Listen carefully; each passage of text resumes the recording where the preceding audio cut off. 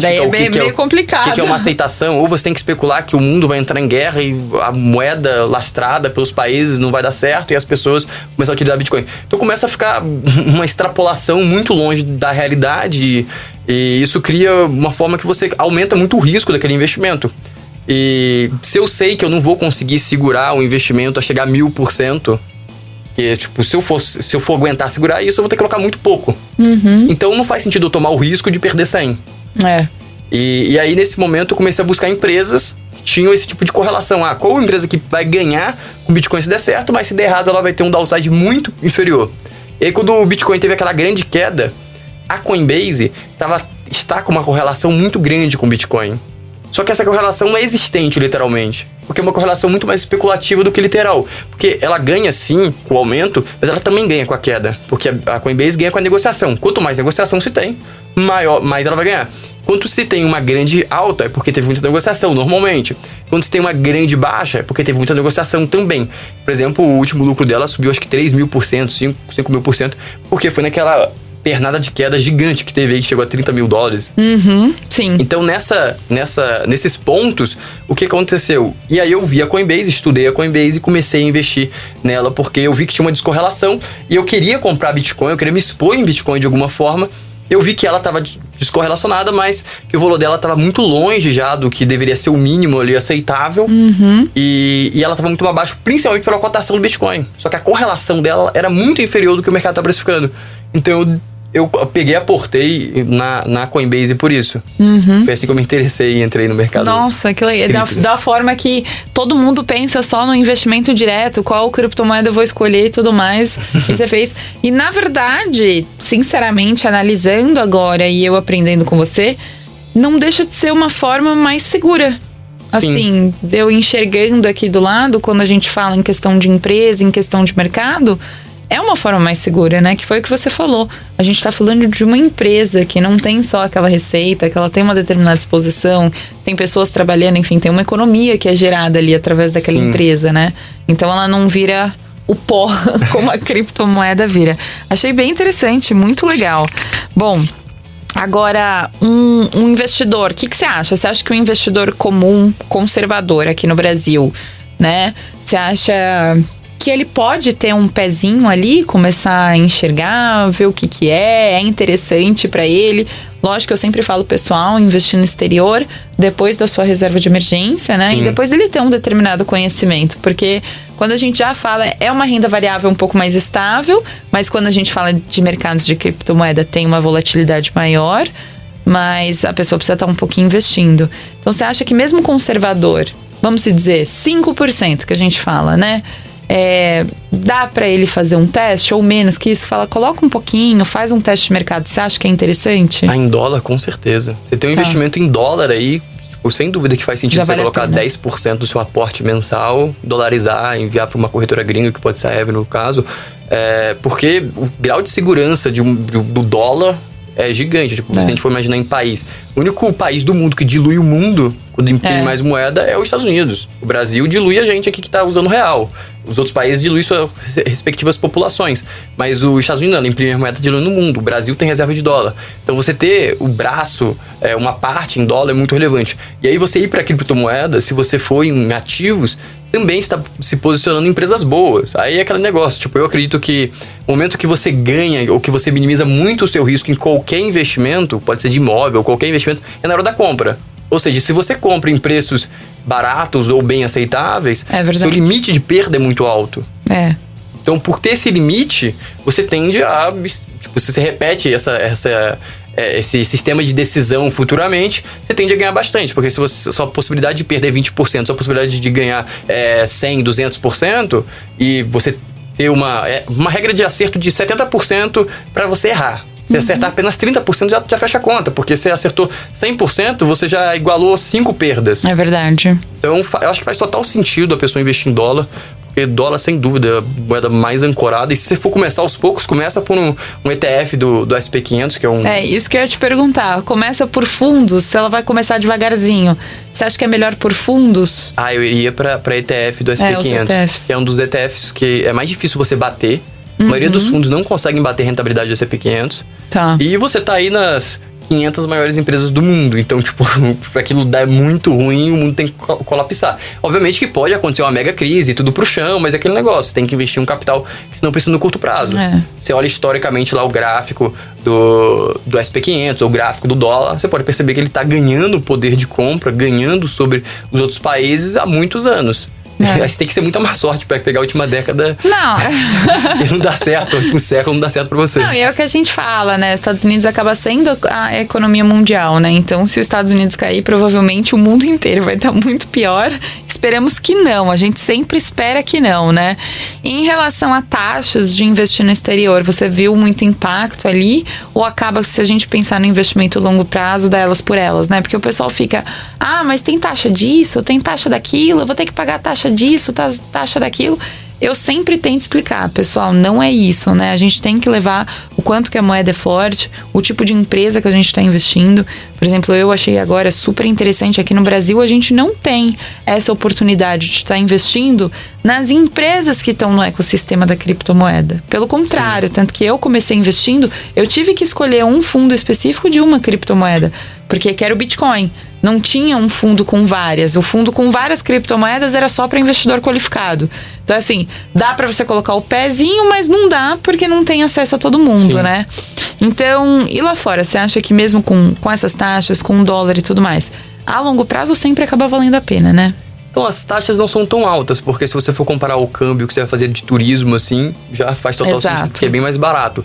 Então, vamos supor que você tem uma viagem planejada para X tempos. Faz sentido até você transmitir para dólar, por exemplo, para a Avenue, que cobra muito pouco, e usar o cartão depois para você utilizar, por exemplo. Mas essas taxas são muito inferiores, e se você for imaginar que você vai... Vamos supor que você tem um padrão de viagens internacionais. Aí tudo bem, a viagem que você está fazendo no que vem, você não vai investir na bolsa para você pegar o dinheiro do ano que vem. Mas supor que você faça uma viagem por ano, já faz sentido você colocar um dinheirinho lá para daqui a 5 anos você já parar de tirar dinheiro de real e transformar diretamente para dólar e já começar a pegar dos seus investimentos, pegar dos seus dividendos de investimentos. Começando a montar a sua reserva de valor, né? Você começa a montar a sua reserva de valor e a sua renda lá em dólar para pelo menos amortizar aí a influência quando você for viajar, fazer viagens internacionais, não sair tão caro. Porque historicamente o dólar tá sambando no real, né? Tá difícil, viu? E hoje, por exemplo, enfim, no dia que a gente tá gravando esse podcast, eu inclusive fiz um post sobre inflação, né?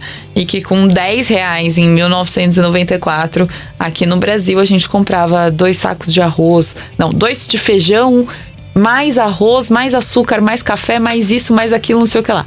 Hoje, com R$10, a gente compra só uma barrinha de chocolate.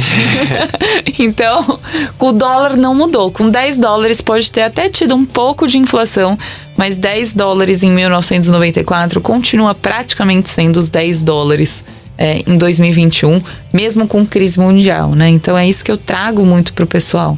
Enquanto a gente tinha uma inflação de mais de 10, 12%, lá tinha 0,7. Então, acho que é isso que faz a diferença, né? Sim, com certeza. Bom, e aí, agora eu vou te colocar no...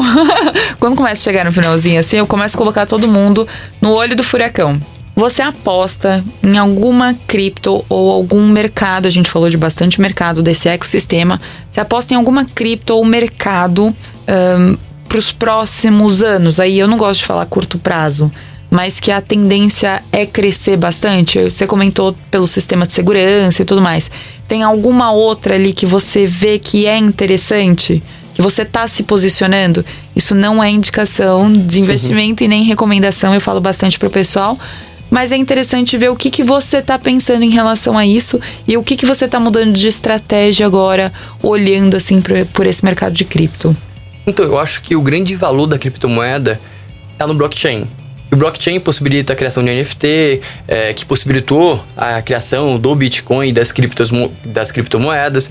E o blockchain é o real grande valor de tudo isso.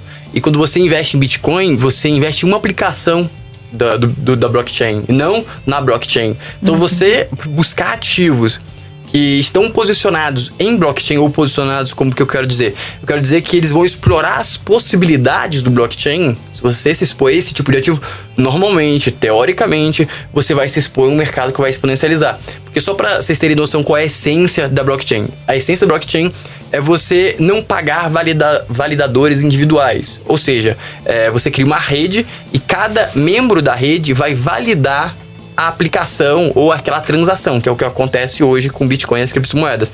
E essa aplicação de blockchain, você pode imaginar que pode ser aplicada para tudo. Por exemplo, você vai comprar um carro, você tem que ir em um local, pegar, assinar. Com uma rede de validadores, com tokens, com NFTs, você não precisa disso. Isso já é validado instantaneamente pela rede e se estiver tentando fraudar, alguém quebra aquela rede e não vai ser validada aquela transação, não vai dar certo. Então, isso que é o grande valor na minha concepção. E aí, de ativo que eu acho que tem a possibilidade para se expor nisso, por exemplo, a Coinbase. A Coinbase, eu entrei bem baixo, mas como eu sei que existe essa correlação com o Bitcoin, e o Bitcoin é extremamente volátil, historicamente, você sempre vê que o Bitcoin é uma coisa que ele tem, é volatilidade, eu reduzi minha posição bastante agora e espero, se cair alguma coisa abaixo do meu preço que eu vendi, eu compro de novo. E por que eu fiz isso? Porque na minha reentrada eu já diluo meu risco mais ainda e eu posso até entrar em uma posição maior.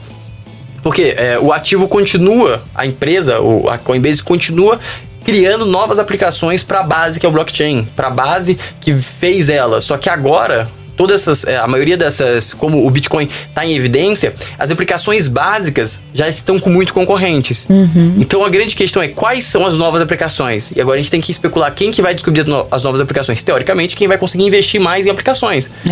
E como o P&D, que é a pesquisa e desenvolvimento, é um percentual da receita, a maior vai ter mais dinheiro para investir em aplicações. Teoricamente, ela tem maior probabilidade de encontrar novas aplicações rentáveis. Então, quando você investe em ativos grandes que estão no meio da blockchain, você tende a ter a possibilidade de absorver uma boa fatia desse possível novo mercado que tende a crescer muito. E se o mercado base crescer também vai se beneficiar. Você acha que a nova geração, né, ela veio para trazer esses investimentos, vamos se dizer, diferenciados, alternativos, né? Porque a gente está falando fundos temáticos, games, uma preocupação com o meio ambiente. Então, a gente tem alguns empresas de energia limpa, ESG.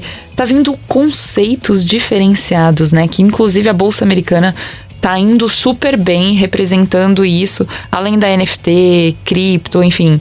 Você acha que a próxima geração, ela vai estar mais preparada, que igual a gente falando bastante de tecnologia, né? Estamos com gerações, nossos pais, por exemplo, nem conseguem entender. Às vezes é muito difícil explicar para ele o que é uma tecnologia blockchain. A gente ainda vem de uma geração, eu pelo menos, né? Posso falar por mim. Eu venho de uma geração que foi a evolução, por exemplo, do celular, do tijolo. A internet ainda era discada e eu fui pegando a evolução da internet, né? Porque antes não dava. Pegava o telefone, caía a internet, enfim, tinha essas coisas. Então, você acha que esse mercado tende a ser... Eu acho que sim, mas assim, porque a nova geração vai aceitar melhor, né? Já eles nasceram dessa forma, né? Eu vejo meu filho de 14 anos, ele nasceu no mundo de games. Ele nasceu sabendo mexer o dedinho de como que mexe na tela de um tablet. Sim. Eu acho que isso vai mudar bastante, né? O mercado de investimentos. Então, o mercado de investimento, ele reflete o que a sociedade vai colocar dinheiro. Porque, basicamente, todo investidor, ele quer uma rentabilidade. E é onde tem rentabilidade, onde tem interesse, onde agrega algum tipo de valor à sociedade. Por exemplo, o game. O game tem em sua primeira linha o entretenimento, que você vai lá jogar. Em sua segunda linha, um entretenimento passivo, que você vai assistir jogos, como você assiste futebol. E aí tem depois as linhas que a gente já conhece, que é tradicional no futebol, que é publicidade, entre outras vertentes de faturamento daquela essência de games. E quando você coloca o ETF ou qualquer tipo de ativo que vai se expor a essas empresas que se expõem nesses ambientes, você vai determinar o interesse dos investidores pela rentabilidade. Quanto maior o histórico de rentabilidade e crescimento, historicamente, isso desperta maior crescimento, maior interesse. E até às vezes interesses que ultrapassam o valor intrínseco, começam a gerar bolhas, especulações, como a gente sempre vê no mercado. Então, quando você pega essa linha, provavelmente, como eu pelo menos acredito que o mercado de games vai tender a amadurecer muito, porque tem muita audiência, onde tem interesse das pessoas, tem dinheiro, onde tem dinheiro, tem rentabilidade, onde tem rentabilidade, tem pessoas querendo investir para também absorver um pouco daquela rentabilidade. Então, todos os mercados que forem despertarem o interesse e cativarem esses indivíduos futuros ou indivíduos presentes, vai tender a ter muito investimento. E como agora, teoricamente, a gente está iniciando, mas nem tão iniciando, porque quando você vê os campeonatos, tem campeonato com mais pessoas assistindo online do que grandes jogos de futebol, vai ter muito investimento, porque esse tipo de negócio também dá outras possibilidades, e hoje a gente tá um pouco dentro da caixa ainda da comparação com o futebol.